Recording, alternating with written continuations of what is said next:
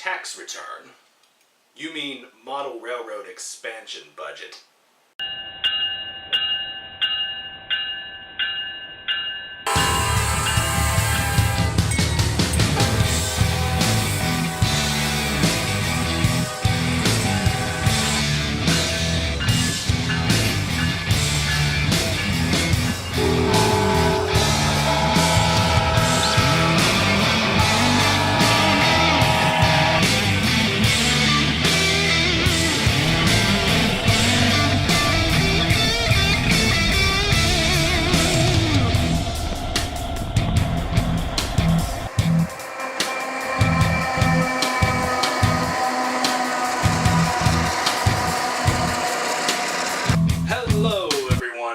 Hawk6910 and welcome to my new blog video, which has been delayed and delayed and delayed, admittedly.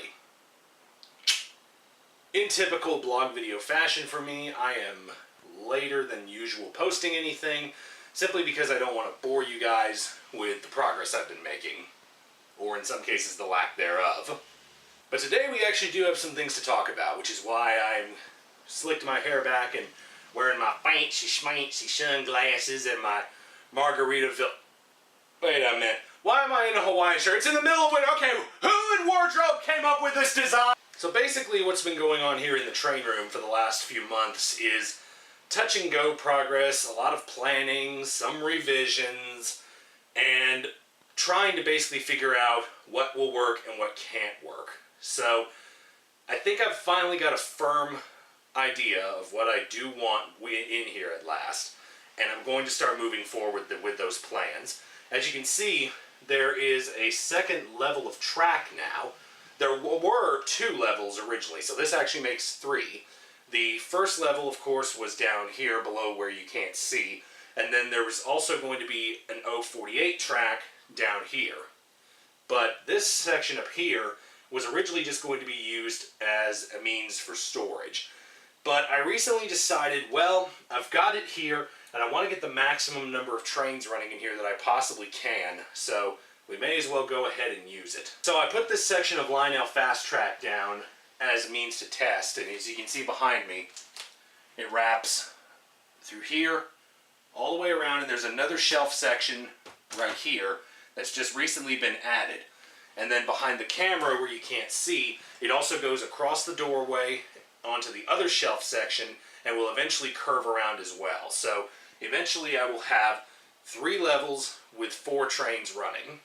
Basically because I am not the best when it comes to carpentry and electrical work, I have basically been stumped on where to go for the longest time with my layout. So that's why I have not made a lot of progress in here. However, I recently contacted a man by the name of Dave from traininstallations.com, and we've been talking for quite a while, and he is actually going to help me get the construction phase of my layout going. So be on the lookout for that. Probably, I'm not going to set a time frame, because if I set a time frame, most likely I will not meet it in terms of my YouTube channel. So be on the lookout for that when it's ready, because that's all I can promise you right now. But once this does get underway, it's going to be really exciting to see the layout finally come to fruition, because I have been itching to run trains in here properly anyways for a very long time now, and it's going to be very exciting to finally see those plans come through. That's really all I have in terms of layout progress, guys. Now I want to show you a couple of things that have come in recently, and also something I got in a trade that I found was really, really cool. So let me show you that real quick. The first thing to come in is really, really neat. This is a Penn Central EP-5 electric locomotive from MTH. And I recently purchased this from Nicholas Smith Trains in Pennsylvania. Really, really nice premier line locomotive. It's got sprung pantographs, which is really nice. And I've said this a lot with some items I've gotten in the past. You know, I may do a review of insert product here. But this engine's really cool, and I may actually do a review of it. Keyword may, because I don't know if I will have time to do it, but we'll see what happens. But suffice to say, I'm very well pleased with this locomotive, and it's good. It's good and heavy.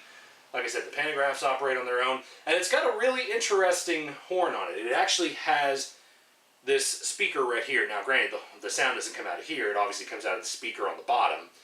But for the New Haven, they used these speakers right here, which actually simulated steam whistles on steam locomotives. So when you blow the horn on this thing, it kind of sounds like a steam engine almost. So that's really, really cool. So, and I got a really good deal on this thing as well. So nice to find something that you've been looking for quite a long time, because the Penn Central versions of the EP-5s are few and far between. So there you go. Shout out to Nicholas Smith Trains for selling me this thing. Really, really cool.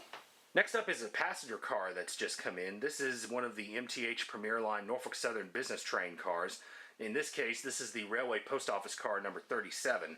Now, just to note real quick, the real NS-37 is actually a research car that NS acquired from Conrail. So detail-wise, this car is not 100% accurate to the real NS-37. What MTH typically does with their passenger cars is just slap on a bunch of paint schemes with various road names on them, and they don't really change the details on them unless they absolutely have to. So that's the case with this car, but to be honest, that doesn't really bother me too much. It's still a really striking car, a solid build, good MTH quality, and it looks good with the rest of my NS OCS train that I'm building. So far, I've got 4 cars.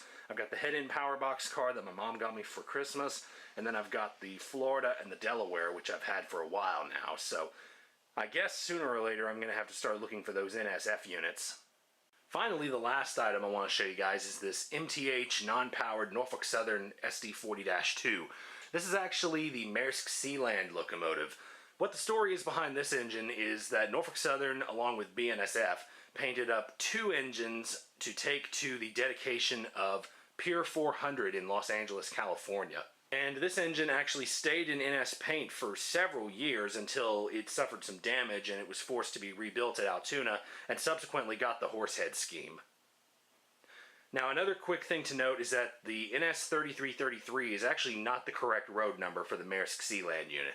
The real Maersk unit is actually the number 3329, but that's okay, that doesn't bother me. Again, this is something that MTH typically does with their engines. They'll offer multiple numbers in both powered and non-powered, so that way you can get a full lash-up of these engines if you wanted to.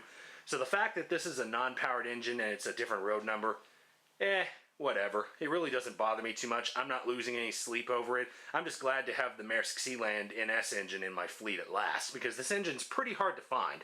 I got this engine in a trade on Facebook with somebody, and I sent them my Santa Fe SD45 for this, so it kind of sucked to see that thing go, but I think it was a pretty good trade-off to get this thing, because again, this engine's pretty hard to find. So shout out to the person who traded me that engine. I'm sorry I can't remember your name off the top of my head at the moment, but thanks so much for trading me this engine. I really, really like it, and I've been getting a lot of enjoyment out of it.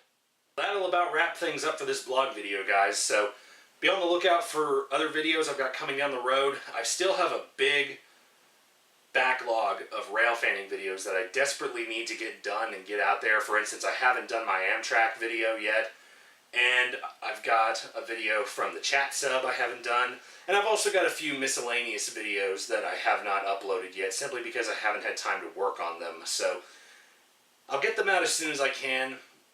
I do apologize for the delay. You know, obviously personal life gets in the way sometimes, so we'll see what happens in terms of that, but expect more videos to come, and I will see you guys in the next video. This is Ravenhawk6910, signing off.